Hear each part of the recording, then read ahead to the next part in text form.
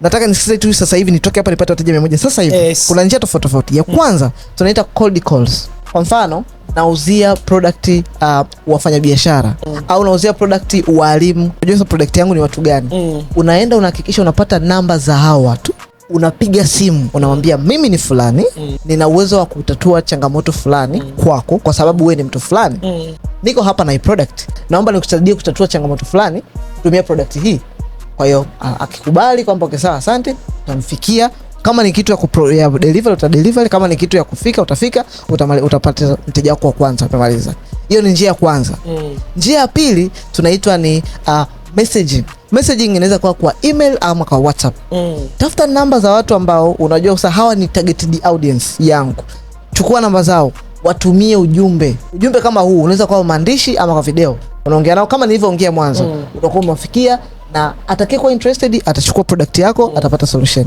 Namba 3 kunaitwa door to door marketing. Ukishajua ni nani unayemhudumia, mfuate.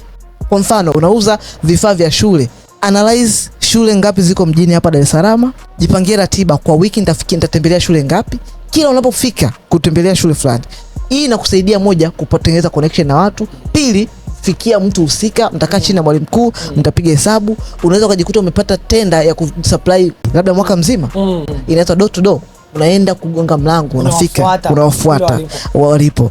Njia nyingine, hii inaitwa old school, lakini huko ndani yako na TV, radio pamoja na billboards.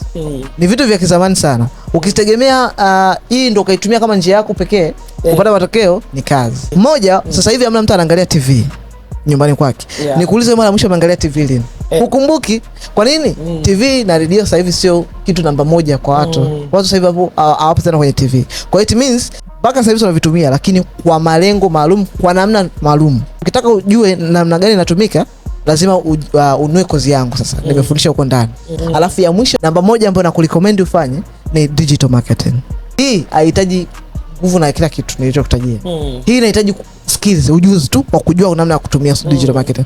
Huku kila mtu sasa hivi yupo kwenye social media. Unaona unavyonitazama sasa hivi, unatazama kwenye social media. Na ni rahisi, ni bure, ni free. Kila mtu ana access. Na watu wote wako huku, ndio kuna hela sasa.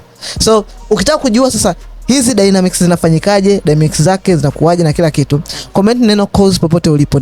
Ukitumia kozi yangu, nimefundisha hivi vyote hatua kwa hatua. Nini ufanye, nini uache, experience yake ni ipi, nini ufanye na kwa nini ufanye na ufanye vipi.